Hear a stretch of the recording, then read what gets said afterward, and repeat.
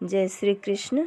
आप सभी का हमारे YouTube चैनल पर हार्दिक स्वागत है। आज की इस वीडियो में आप सभी सुनेंगे पौष पूर्णिमा साल 2025 कब है, व्रत कब रखना है, स्नान दान कब करना है, भद्राकाल की स्थिति क्या है, चंद्रोदय कब होगा और इस पूर्णिमा का महत्व क्या है। आज सभी चीज़ों की संपूर्ण जानकारी, तो आप सभी वीडियो में अंत तक बने रहें।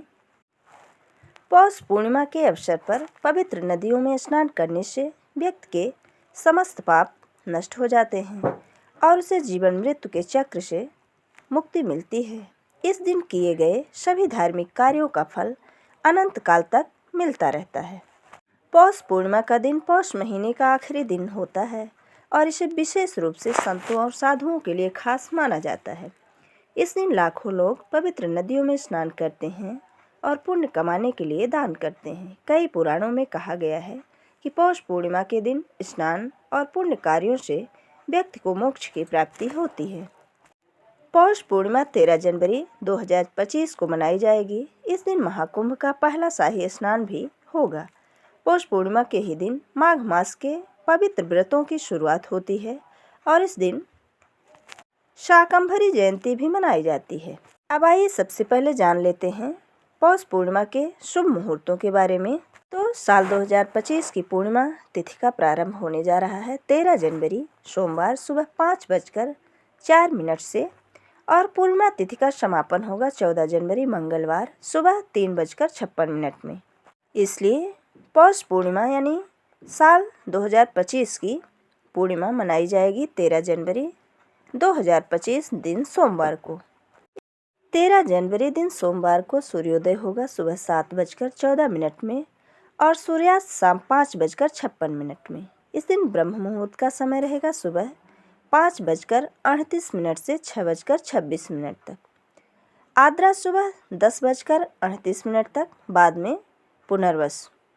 अभिजीत मुहूर्त दोपहर 12:14 से 12:56 तक। इस दिन राहु काल का समय रहेगा 7:30 से लेकर 9 बजे तक। इस दिन भद्राकाल का समय रहेगा सुबह 7:15 से लेकर शाम 4:26 तक। तो दिन में अधिकतर समय भद्राकाल में ही बीतेगा। जो शास्त्रों के नियम के अनुसार भद्रा का वास अगर स्वर्गलोक में होता है तो भद्रा अशुभ नहीं मानी जाती और इस बार भद्रा का प्रभाव स्वर्गलोक में ही है। इससे आप भद्राकाल के समय भी कोई भी शुभ कार्य और पूजा पाठ बिना किसी व्यवधान के कर सकते हैं। अब आइए जानते हैं पूजा के शुभ मुहूर्तों के बारे में। तो इस दिन के पूजा का शुभ मुहूर्त इस प्रकार से है। प्रातः काल की पूजा का मुहूर्त सुबह 5:54 से 7:15 तक। सायंकाल की पूजा का मुहूर्त शाम 5:45 से लेकर 7:06 तक। गोधूल मुहूर्त शाम 5:42 से लेकर 6:09 तक।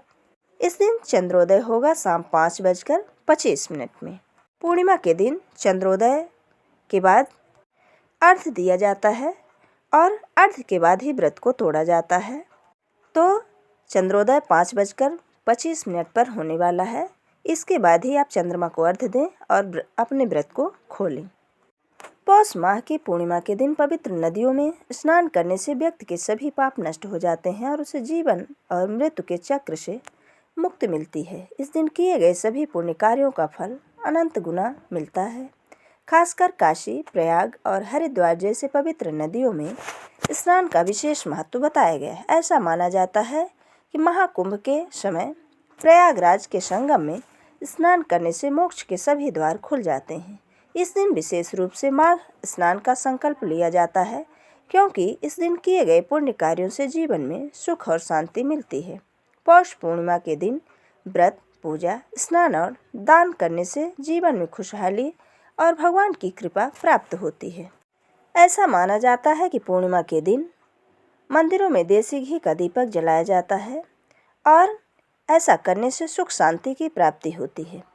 माना जाता है कि इससे घर में नकारात्मक ऊर्जा भी दूर हो जाती है और परिवार के सदस्यों पर माता लक्ष्मी की कृपा बनी रहती है। साथ ही मन को शांति भी प्राप्त होती है।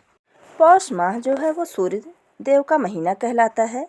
इस मास में सूर्य देव की आराधना से मनुष्य को मोक्ष की प्राप्ति होती है। इसलिए पौष पूर्णिमा के दिन पवित्र नदियों में स्नान और सूर्य देव को अर्घ्य देने की परंपरा चली आ रही है।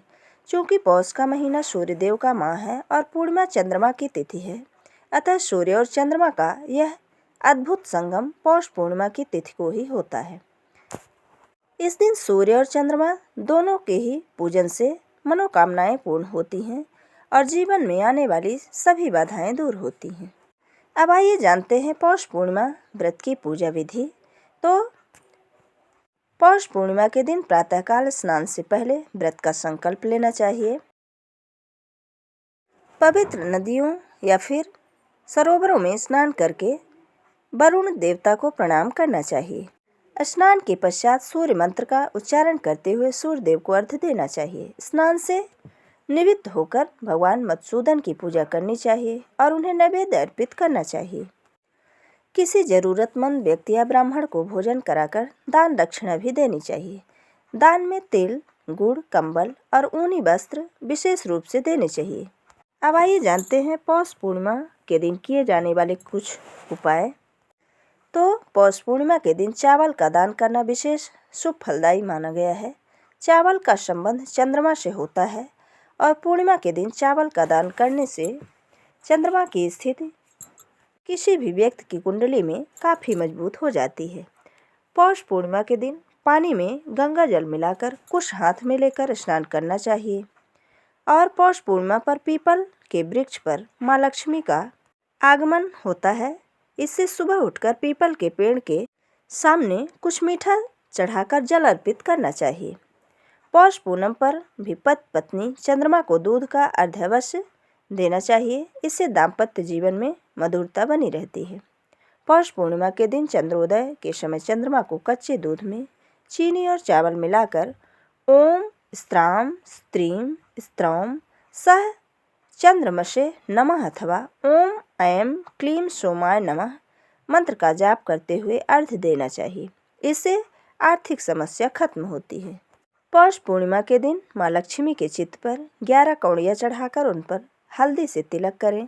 अगले दिन सुबह इन कौड़ियों को लाल कपड़े में बांधकर अपनी तिजोरी में रख लें। इस उपाय से घर में धन की कमी नहीं होती। हर पूर्णिमा के दिन इन कौड़ियों को अपनी तिजोरी से निकालकर लक्ष्मी जी के सामने रखकर उन पर हल्दी से तिलक करके फिर उन्हें अगले दिन लाल कपड़े में बांधकर अपनी तिजोरी में रख लेना चाहिए। इससे माता लक्ष्मी की कृपा हमेशा बनी रहेगी। पूर्णिमा के ही दिन मंदिर में जाकर लक्ष्मी को इत्र और सुगंधित अगरबत्ती अर्पण करनी चाहिए। इससे धन, सुख, समृद्धि और ऐश्वर्य की देवी माता लक्ष्मी से अपने घर में अस्थायी रूप से निवास करने की प्रार्थना करनी चाहिए। पूर्णिमा के ही दिन रात में चंद्रोदय पर अपने घर के मंदिर में धन लाभ के लिए श्री यंत्र, व्यापार वृद्धि यंत्र, कुबेर यंत्र, एकाक्षी नारियल, दक्षिणावर्ती शंख रखें। इनको साबुत अक्षत के ऊपर स्थापित करना चाहिए। ऐसा करने से माता लक्ष्मी की कृपा प्राप्त होती है। ये थी पौष पूर्णिमा के बारे में कुछ जानकारी। अगर हमारा ये वीडियो आपको पसंद आया हो तो लाइक ज़रूर करें और मित्रों के बीच में शेयर करना बिल्कुल ना भूलें। जय श्री कृष्ण। धन्यवाद।